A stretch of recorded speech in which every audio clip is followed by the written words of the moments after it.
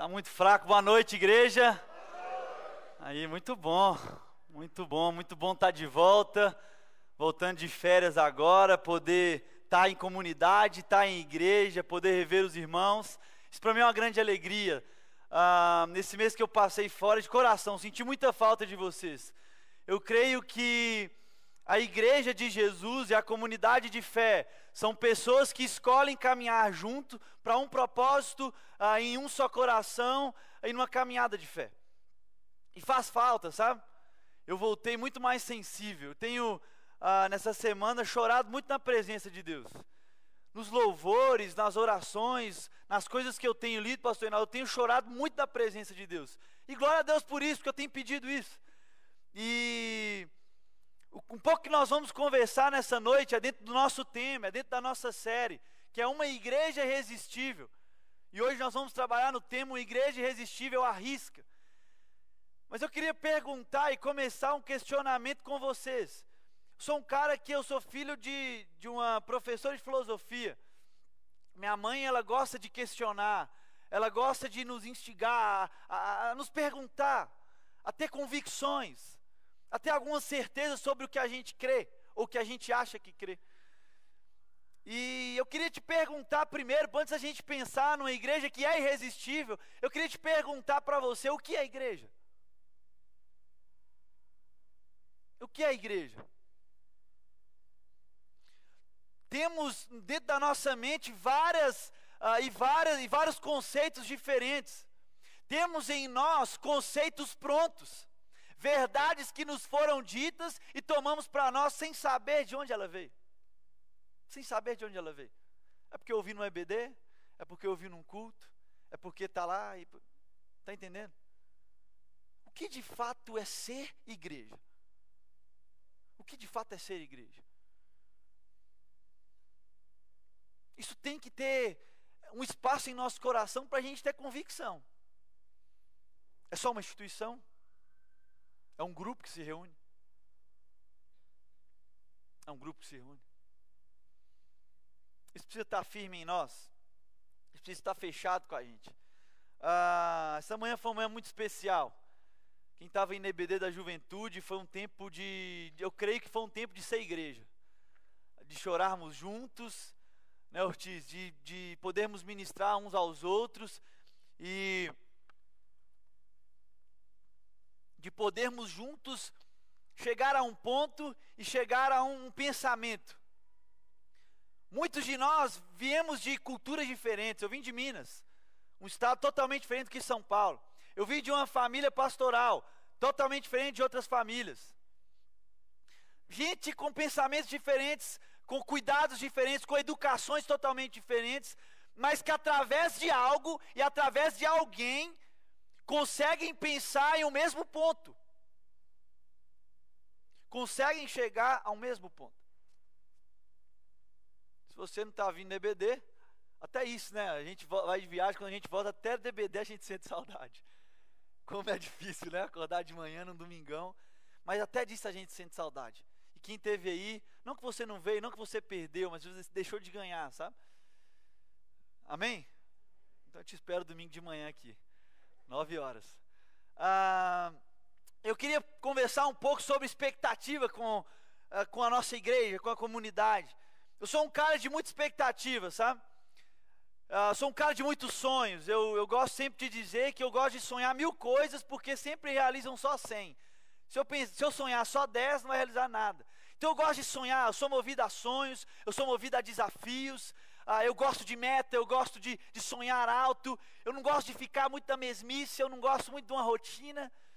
E eu sou um cara de expectativa. E por sermos pessoas que precisamos colocar expectativas ou em alguém ou algo, a gente sempre se decepciona. Quem aí nunca se decepcionou com alguém? Quem aí nunca se decepcionou com algo? A todo momento e a todas as fases da nossa vida, nós nos deparamos com situações que a gente se decepciona. É no trabalho, quando a gente espera que o chefe vai encher a nossa bola, que a gente arma tudo para alimentar o nosso ego, que o nosso trabalho foi legal e ele chega, vê, muito bom, e sai. Não tem aumento, não tem o seu nome na lista. Às vezes só um tapinha na costa e falou, muito bom. Ah, e entrega para mim a ficha lá no meu escritório. Expectativa acerca de relacionamentos. Eu sou um cara que eu me apaixono, sabe? Eu gosto de me apaixonar. Eu sou apaixonado por Jesus, amém? Amém? Eu sou o cara... Eu acabei de vir da minha adolescência, estou na minha juventude, e eu já tive algumas paixões, todos tiveram, não vem com essa não. Não vem com essa. Mas adolescência é uma fase que a gente se apaixona por pessoas, né? E a gente cria expectativas em pessoas. Eu criei muitas vezes expectativas em pessoas. Certa vez eu voltei num projeto missionário. Eu tinha 13 anos de idade, e aí eu conheci uma menina de 18 anos. Mas ela era do meu tamanho. E ela morava uns 8 horas da minha casa, por aí. E eu lembro que eu voltei para minha casa, todo feliz, né? Todo animado. Pai, achei a minha namorada, pai, achei minha namorada. E um dia eu estava lá no quarto, na cama, deitado. E eu mudei a minha cama de lugar. Coloquei a minha cama bem para a janela do meu lado, para avistar a lua. E meu pai chegou do gabinete, de um dia cansativo de trabalho, ele chegou e falou, Mateus, por que você mudou o seu quarto? Por que você está deitado, todo sorridente? Aí eu falei, pai, eu preciso te contar um negócio. Senta aqui. E ele foi. E meu pai nunca tinha levado a sério, que eu me lembro, nunca tinha levado a sério as minhas paixões. Mas dessa vez ele sentou comigo. E eu tinha recebido um SMS, na época era só SMS, não tinha WhatsApp, aquela coisa toda, não tinha. Era Orkut. E eu lembro que ela mandou uma mensagem para mim a seguinte: quando eu vejo a lua, eu vejo você. E aí um menino de 13 anos com expectativa, eu mudei a minha cama, eu queria ver a lua porque ela estava me vendo. Ela estava me vendo, eu chamei meu pai para sentar comigo e falar, ei velho, olha a lua lá. Ela está me vendo. Ele falou, que é isso, rapaz? Ele falou, pai, eu estou apaixonado. Aí ele perguntou, tá bom, mas de onde ela é? Eu falei, lá de Itananana, bem longe. Aí ele, rapaz, você vai namorar com ela? Eu vou. Aí ele falou assim, mas você tem dinheiro para visitar? Eu falei, não tem não. Bem pensado. Aí ele falou, beleza. E como é que vocês vão lanchar? Com que dinheiro que você vai sair com ela? Eu tô achando que mulher é barata. Aí eu falei, para de ser mão de vaca, rapaz, a gente tem miojo em casa. A gente tem miojo em casa. E a gente conversou, ele falou, Mateusão, você tá muito cedo, você está muito novo, mas converse. E ali era um sábio dizendo para um aprendiz o seguinte, vai quebrar a cara. Foi isso que aconteceu. Porque a gente cria expectativa em pessoas. A gente cria expectativas em relacionamentos. A gente cria expectativa até em casamentos. E muitas vezes a gente se frustra. É mentira? A gente espera uma perfeição, a gente idealiza uma princesa, a gente idealiza um príncipe, um gentleman, e chega na hora e fala, mas ela tem CC. Mas ela acorda descabelada e aquela não tem. Expectativas. Seres humanos. Nós criamos expectativas no governo. Votamos em prefeito, em governadores, em presidentes que irão mudar, revolucionar a nossa história. Mesmo passando por um momento de crise. Nós precisamos apostar em gente, em coisas. Nós somos movidos a isso. Mas expectativas nas pessoas sempre vão nos frustrar. As pessoas sempre nos frustram. Porque eu também frustro pessoas. Isso precisa estar no nosso entendimento. Elas nos frustram, mas também nós frustramos. Expectativas. E tem uma mulher na Bíblia, de uma maneira fantástica, ela vai explicar algo tremendo. Abre sua Bíblia no Evangelho de Marcos, no capítulo 5, do verso 24 ao verso 34.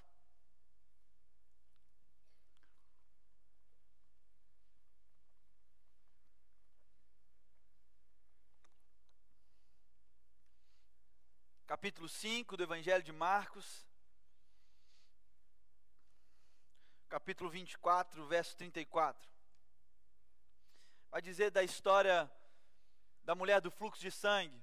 creio que todos conhecem. Se você não conhece, nós vamos ler. E ela tem muito a nos ensinar. E disse assim a história: Jesus foi com ele, com Jairo. Uma grande multidão o seguia e o quê? O comprimia. Estava ali certa mulher que havia 12 anos, que vinha sofrendo de hemorragia. Ela padecera muito sob o cuidado de vários médicos e gastara tudo o que tinha. Mas, em vez de melhorar, o que acontecia?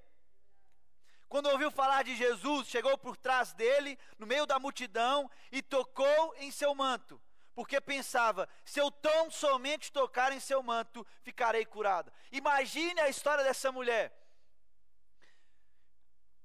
com a doença que lá em Levítico vai anunciar que ela era uma praga para a sociedade. Tudo que aquela mulher tocava era impuro. Tudo, em qualquer lugar que ela pisava era impuro. Imagina você inserido numa sociedade onde você não é vista, e pior, onde você é julgado a todo momento e você é excluída. Você não tem espaço. E além de ser invisível, você é algo visível de desonra. Aquela mulher, com o seu dinheiro e com as suas finanças, pagara médicos, clínicas, deve ter ido para os Estados Unidos, procurado o melhor médico aqui em São Paulo, e nada de melhorar, Está errado criar expectativa em médico? Não. Claro que não. O nosso crer também é pensar. Então, se os médicos estão estudando, a gente fica muito assim, né? Se os médicos estão estudando, é porque Deus tem dado capacidade. A gente precisa criar expectativa também. Amém? E aquela mulher criou expectativa sobre eles. E investira tudo o que tinha. Tudo. Mas em vez de melhorar, só piorava. E aí a Bíblia vai dizer, isso é tremendo. Verso 27. Quando ela ouviu falar de Jesus. Aquela mulher deve estar num dia e já tinha uma multidão, então é um alvoroço. Muita gente, tudo aglomerado, sabe aquela loucura onde a cidade, quem veio de cidade pequena sabe como é que é? Se montou um tanto de gente assim, todo mundo quer ir olhar, todo mundo quer tirar uma foto. É ou não é? Aquela mulher ouviu falar de Jesus. E ao ouvir falar de Jesus, ela vai atrás com todas as suas forças. E a Bíblia vai dizer que a multidão acompanhava Jesus e o comprimia. Mas aquela mulher, ela não interessava para ela mais médicos, remédios. Ela, ao ouvir falar de Jesus e ao entender quem Jesus estava sendo e quem Jesus era, ela aposta tudo em Jesus. Ela vai atrás dele. A Bíblia vai dizer que ela vai atrás dele. Chegou por trás dele, no meio da multidão, e tocou em seu manto, porque pensava: se eu tão somente tocar em seu manto, ficarei curada. Verso 29. Imediatamente cessou sua hemorragia, e ela sentiu em seu corpo que estava livre do seu sofrimento. No mesmo instante, Jesus percebeu que dele havia saído o poder. Virou-se para a multidão e perguntou: quem tocou em meu manto? Responderam os seus discípulos: mestre, vês a multidão aglomerada ao teu redor e ainda perguntas: quem tocou em mim? Mas Jesus continuou olhando ao seu redor para ver quem tinha feito aquilo. Então a mulher, sabendo o que lhe tinha acontecido, aproximou-se, prostrou-se aos pés e, tremendo de medo, contou-lhe toda a verdade. Então ele disse: filha, a tua fé o curou, vá em paz e fique livre do seu sofrimento. Esse texto ele é fantástico. Esse texto ele é muito profundo. Aquela mulher sabia de Levítico 5, 3, se eu não me engano, que ela era desonra, que ela, pela lei, ela não podia tocar nos lugares que ficariam impuros, ela não podia tocar no homem. Mas se coloque no lugar dessa mulher, onde tudo já não faz mais sentido. ao ouvir falar de Jesus, ela vai ao encontro do mestre para pelo menos tocar em suas vestes. Para pelo menos ter o gostinho de tocar no mestre, porque ela cria com todo o coração e com toda a convicção, se ela tocasse nele, ela seria curada. E ela chega e toca em Jesus, e Jesus chega para a multidão que já o comprimia, e pergunta: quem me tocou?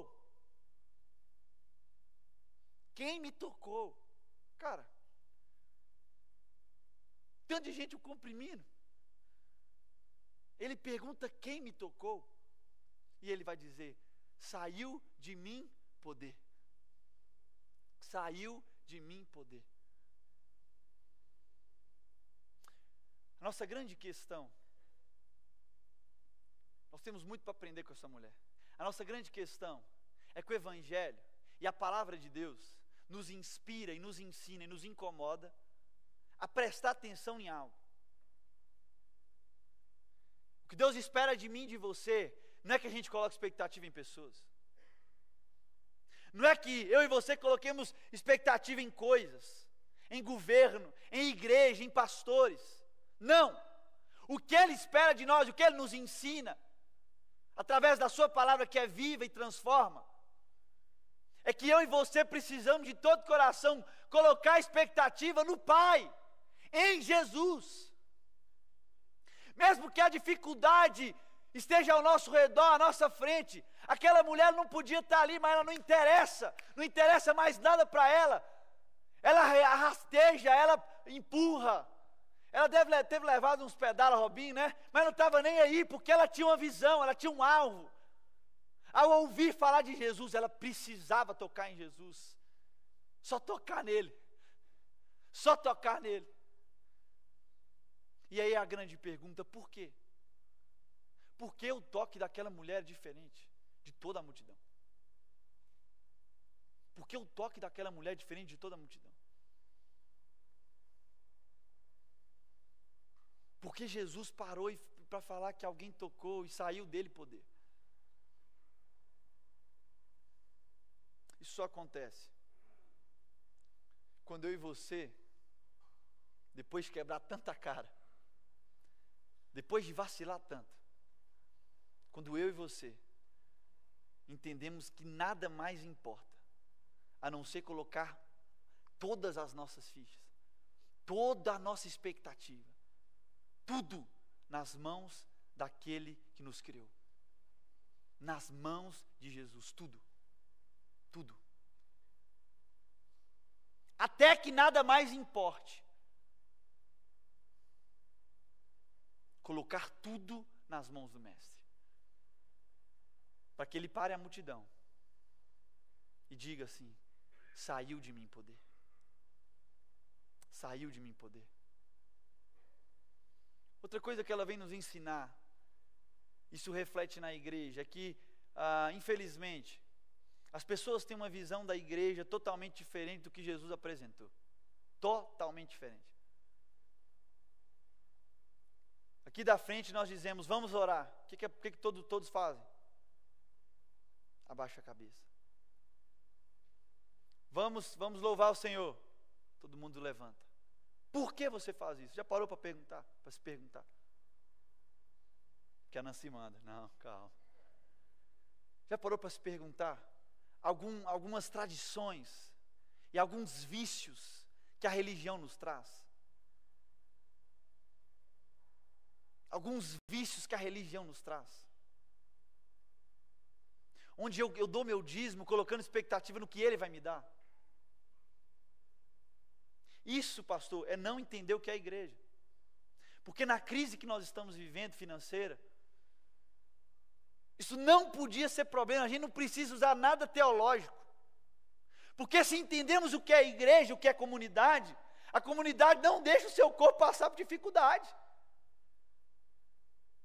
Porque a igreja de Jesus, ela precisa avançar. A igreja de Jesus não pode parar. Mas nós paramos porque nós criamos expectativa no que Ele pode fazer em nós. Nós criamos expectativa no que o outro pode fazer em nós. Eu dou porque eu recebi. Eu venho à igreja porque está difícil. Se você veio nessa noite, amém. Mas eu venho te apresentar e te relembrar de algo que é importante, de um Jesus de Nazaré, que veio ao mundo, que morreu, e hoje vivo está nos nossos corações e disposto é Ele que nos aceita, não é a gente que aceita Jesus, Ele nos aceita. Quão grande é o teu amor, e por isso nós não seremos abalados. E por isso nós não seremos abalados. Quando paramos de olhar tudo em nossa volta e colocamos toda a nossa expectativa no Mestre. Onde a religião, onde os cultos ao domingo só para cumprir tabela, porque meu negócio está mal, aí eu preciso ir para a igreja. Eu tenho um colega que eu conheci que é desse jeito, lá nos Estados Unidos. Ele fala: Mateuzinho, goiano, Mateuzinho, estou precisando voltar para a igreja, rapaz, o negócio está difícil, não estou dizimando. Aquilo doía tanto no meu coração, porque, Pedro, isso mexe, porque não é igreja. A minha primeira pergunta nessa noite foi: o que é igreja? É apenas um lugar para fazermos o que nós aprendemos, o que a religião nos ensinou? O que é igreja? E será que nós estamos sendo igreja? Ou a Igreja Evangélica Batista em Ferreira, em sua totalidade, não está passando de uma instituição? É um questionamento, não é indireta, nem pensamento meu. E aí? Nós estamos sendo igreja? A nossa inclinação, o porquê de estarmos aqui, de servir a comunidade, é pela comunidade? É pela missão? Ou é apenas para termos algo em troca? Ou é apenas para cumprir a tabela que a religião nos ensinou, que o nosso tataravô nos ensinou, que o nosso pai ensinou? Qual é o porquê de estarmos aqui? Para a gente pensar em uma igreja irresistível, uma igreja onde o Maurício vem aqui, né, pela manhã e vem bater palma com a gente, mesmo na sua loucura e no seu momento de difícil. Ele vem, sabe por quê? Não porque a instituição é alguma coisa, mas é porque na instituição ele encontrou pessoas que foi igreja, que foi comunidade, e de alguma forma o tocou para ele voltar. Uma igreja irresistível toca em pessoas de uma maneira que apertou, ela volta, porque ela sabe onde encontra Jesus. Ninguém jamais viu a Deus, mas Deus se revela na relação. Isso é ser igreja. Relacionamento, comunidade, que mesmo com as suas diferenças, tem um só coração, um só espírito, um só pensamento. Mesmo com as suas diferenças, um torcendo para o Corinthians, outro para o Cruzeiro. Olha que o Cruzeiro depois a gente fala disso. Diferenças, mas num só coração. Suas diferenças, um grita mais, outro fala mais baixo, outro gosta dos bastidores. Conversando com a irmã que leu o versículo essa manhã, ela falando: eu gosto mais dos bastidores, eu não gosto de falar muito. Uns gostam de falar, outros não. Mas um só coração. Beth, um só pensamento. E a minha grande questão é se nós temos vivido e nós estamos sendo igrejas. Gente que quer inspirar a gente. Gente que quer ser usada pelo nosso Deus para criar em pessoas esperança. Qual é o porquê de estarmos aqui? Qual é o porquê de estarmos aqui? E uma igreja irresistível, ela arrisca, ela entrega o seu tudo nele, não nas coisas dele, mas nele. E quando lançamos tudo nele, o outro começa a ser mais importante.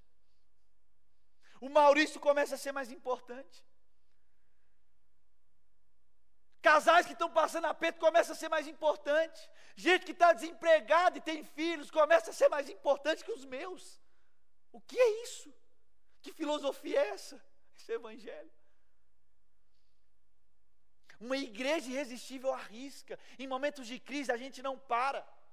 A galera do jiu-jitsu está lá construindo, em meio à crise, construindo para quê? Para treinar a lutinha? Não, para ganhar gente para Jesus. Para inspirar pessoas. Por quê? A igreja irresistível avança. A igreja irresistível arrisca. Mesmo que a gente for tirar do nosso, mas para o bem da comunidade. Porque a gente entende, Robson e Wander, o que é igreja. É por causa disso. O Ferreira não vai parar de investir em pessoas. A nossa igreja não vai parar de investir em missionários e em vidas, porque a gente entende que a gente é a igreja. E que nós precisamos trabalhar e investir para que pessoas sejam tocadas, para que pessoas sejam transformadas, não pelo nosso poder, não pela nossa instituição, mas pelo amor de Cristo em nós, pela vida de Cristo em nós, que nos constrange e nos faz humilhar de todo o nosso ego, de todo o nosso orgulho, para que o outro se sinta bem, para que o outro seja amado, para que o outro tenha, mesmo que eu tire do meu. Isso é evangelho. Isso é evangelho. A igreja, eu não estou falando de loucura, eu não estou falando de uma igreja inconsequente, que vai fazer uma dívida de milhões, não estou falando disso, eu estou falando de uma igreja que é movida pelo Espírito Santo de Deus, uma igreja que ouve a voz do Espírito e é guiada pelo Espírito Santo de Deus. Eu lembro do meu pai, cara. Hoje é dia dos pais, eu não estou com ele. Mas meu pai é um mestre. Meu pai me ensina muito. E a história dele é um pouco disso. Ele arriscou. O pai, aos 17 anos, ele foi para o seminário, foi para Belo Horizonte. Conheceu uma linda mulher, minha mãe. Pode olhar para mim que eu lembro ela. Ele conheceu minha mãe e eles estavam muito bem na igreja, na Lagoa Santa, lá é uma cidade perto de Belo Horizonte. Meu pai estava ganhando mais ou menos naquela época uns 4 salários mínimos, se eu não me engano. E aí ele chegou para a igreja, ele sentiu do Espírito para voltar para Timóteo, que é a minha cidade, que é a cidade dele, né? E aí a igreja perguntou, mas você tem algum convite, pastor? Você tem alguma proposta para a gente cobrir? Ele falou, não, vocês não entenderam. Eu estou voltando para Timóteo, porque o Espírito Santo de Deus mandou. E a igreja ofereceu mais o dobro para ele. O dobro. Colocou na mão assim, na mesa, pega, pastor. Pega. É isso que está precisando? Pega, pastor. Agora não, está andando. Agora não, pega. Ele falou, meu irmão, também não estou entendendo, mas, pastor, por favor, pega. E meu pai, tão convicto da voz do Espírito, ele não pegou e voltou para Timóteo com a minha mãe. Recém-casados, num aperto financeiro. Muitos poderiam chamar de louco, inconsequente, ele foi para Timóteo. Um aperto financeiro, foi morar na casa da minha avó. Começou a pastorear como auxiliar em uma igreja e Deus, em um momento específico, ele chamou para plantar uma igreja, que é a nossa igreja hoje, Igreja Batista Central de Timóteo, com a comunidade. A igreja começou em casas, depois foi para o terraço da casa da minha tia, aquilo começou a crescer, eles, não na loucura, compraram um terreno e falou, nós vamos construir, mas não tem dinheiro, nós vamos construir, o Espírito está guiando. E hoje nós somos uma comunidade lá, e é uma das comunidades que me sustenta aqui em São Paulo também. Nós somos uma comunidade lá, hoje de mais ou menos 700 membros, mas uma igreja viva. Porque alguém, não por mérito dele, mas porque alguém ouviu a voz do Espírito e obedeceu. Mesmo em momentos de crise, recém-casado, ele não quis estabilidade, porque ele ouviu a voz do Espírito e ele arriscou, e ele avançou, para que o reino, para que a glória de Deus se estabelecesse naquele lugar. Gente falha, pecador, mas que ouve a voz do Espírito, que arrisca, sem saber o que vai acontecer, sem saber o que vai acontecer. E nós, e você, e eu, o que nós temos arriscado, qual é a nossa busca com o Espírito para ouvir e através de sinais compreender o que Ele tem para o nosso tempo, como igreja, como comunidade, como corpo, o que Ele tem para nós para esse tempo.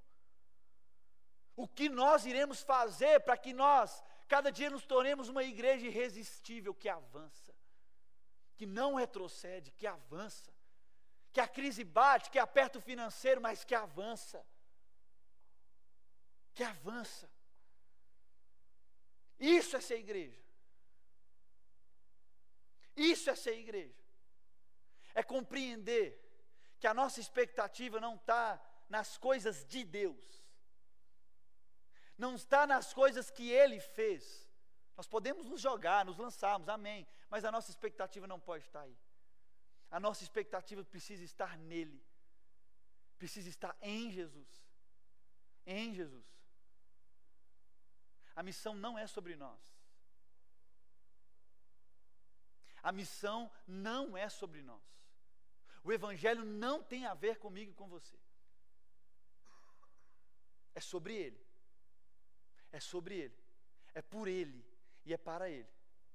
E nós temos o privilégio de participar da missão. Nós temos a chance, Ele que nos convida, para nos lançarmos totalmente nele. Às vezes você está passando por um momento assim. Está desempregado. Está difícil. Está complicado. Está sem esperança. Você é um cara ou uma mulher religiosa. Mas que está na hora de você acordar. Está na hora de você entender que a Igreja Evangélica Batista em Ferreira tem um projeto e o propósito de ser comunidade, de ser igreja. E igreja não para em crise. As pessoas da rua nunca vão olhar para cá e ver, ó, faliu. Não. Sabe por quê? Aqui não é instituição, isso aqui não é empresa. Isso aqui é a igreja de Cristo. Isso aqui é a igreja de Cristo que não para. Que não para de investir em pessoas. Que não para de ajudar pessoas. Que não para de cuidar de pessoas porque está faltando alguma coisa. Mas isso depende de mim e de você. Isso depende do nosso coração na missão. O que nós estamos fazendo com a oportunidade que Ele tem nos dado para servir na missão. Nós estamos sendo igreja. Nós estamos sendo igreja. Uma igreja irresistível. Onde as pessoas encontram nesse lugar, onde as pessoas encontram em pessoas Jesus. Jesus. Nada mais. Jesus. Onde as pessoas se sentem importantes aqui, não porque você está cheiroso, porque você está bonito para receber, porque tem um pessoal da recepção, não, porque tem Jesus. Porque tem Jesus. Nós vamos parar. Por causa de uma crise financeira, nós vamos parar. Nós vamos parar de avançar. Nós vamos parar de investir em gente. Nós vamos parar de investir em pessoas, em vidas que são tocadas. Nós vamos parar. Isso não tem a ver com liderança, não tem a ver com fulano. Não, isso tem a ver com a igreja de Jesus. Nós não somos empresa. Nós somos igreja. Nós somos igreja. E nós não vamos parar. Nós não vamos nos desanimar. Porque a missão é maior que nós. Porque a missão é maior que os nossos sonhos. A missão é maior que os nossos planos. A missão é maior que os nossos objetivos. Só por Ele. Só por Ele. Que o Senhor Jesus seja vivo. Que o Senhor Jesus transforme o seu caráter. E que o Jesus de Nazaré te traga uma nova esperança, uma nova perspectiva do que é ser igreja. Do que é não poder parar, porque não tem a ver com a gente. Se lance a Jesus, olha para mim agora, se lance a Jesus de uma maneira que você nunca lançou. Se lance ao Pai de uma maneira que você nunca se lançou, como aquela mulher que precisava apenas tocar no Mestre. Está entendendo? Pela sociedade ela não podia nem estar perto, mas ela foi, colocando toda a sua esperança e expectativa em Jesus. Só Jesus é a esperança. Só Jesus é a esperança de vida. E eu encerro com a oração de Josafá. Uma oração que nós lemos hoje pela manhã e que marcou a minha manhã.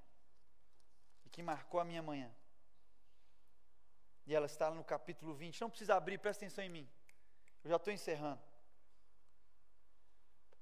Presta atenção em mim. Josafá recebeu a notícia que o seu povo, ao qual ele liderava, ao qual ele era rei, iria sofrer alguns ataques de um povo que ele tinha ajudado há um tempo atrás. Olha a oração de Josafá.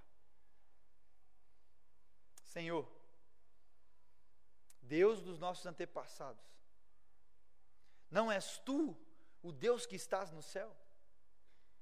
Tu dominas sobre os reinos do mundo, força e poder estão em tuas mãos, e ninguém pode opor-se a ti. Não és tu o nosso Deus, que expulsaste os habitantes dessa terra perante Israel, o teu povo, e desde para sempre aos descendentes do teu amigo Abraão?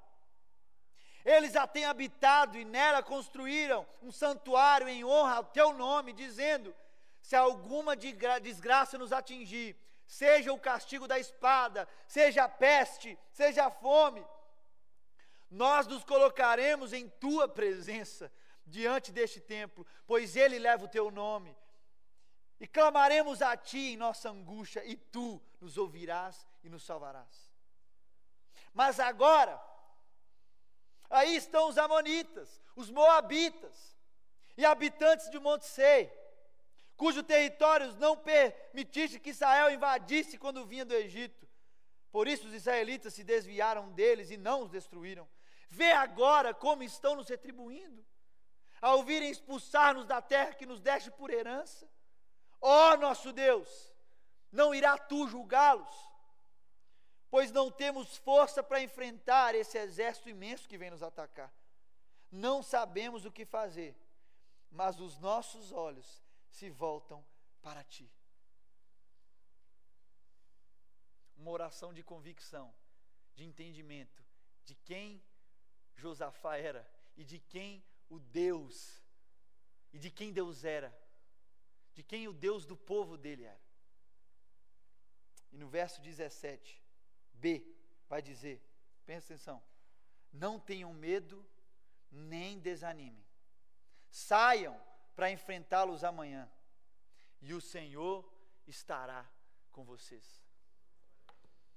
Nós não vamos nos desanimar, nós não nos cansaremos, porque nós temos certeza de quem é nosso Deus, nós temos certeza de quem é o Deus dessa igreja que vai avançar. Nada pode nos abalar. Nós cantamos isso. Isso tem que ser verdade em nosso coração. Nós não iremos nos abalar. Nós não iremos retroceder. Nós iremos avançar. Porque Ele é o dono da missão. Ele nos chamou para ser igreja.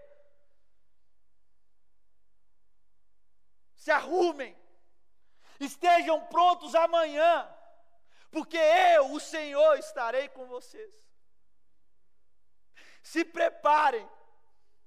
Estejam prontos amanhã, porque eu, o Deus do seu povo, eu estarei com vocês.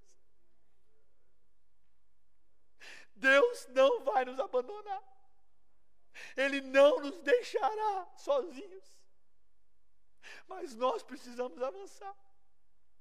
A missão precisa pulsar no nosso sangue. A missão é maior que a nossa vida. As nossas expectativas não podem estar em pessoas, tem que estar totalmente em Jesus. Ele sim, nele sim, nós não estaremos só. E ele disse para o seu povo: arrume-se, vista sua roupa, fiquem prontos para amanhã, porque eu, o seu Deus estará contigo. O seu Deus estará contigo, Ele não nos abandona. É por isso que nós confiamos no amor dEle. Vamos ser igreja. Vamos ser igreja. Vamos pulsar a missão. Vamos pulsar o próximo. Nós não podemos retroceder. Nós precisamos avançar. É no teu nome, Pai. É o Senhor que nos inspira. doenças vêm, desempregos vêm, frustrações vêm, mas o Senhor não nos abandona. Quando nós entendemos quem o Senhor é, Pai, como Josafá, numa oração tão linda, ao entender que o Senhor não irá abandonar o seu povo, nós dizemos para o inferno ouvir, que nós não pararemos. A Igreja Evangélica Batista em Ferreira, ao entender o que é ser igreja, nós não pararemos, Deus, nós iremos juntos, o que for para passar, nós iremos juntos, não por nós, não pelo status, pelo nome da instituição, mas pela tua igreja, Pai, pela igreja de Cristo dessa terra.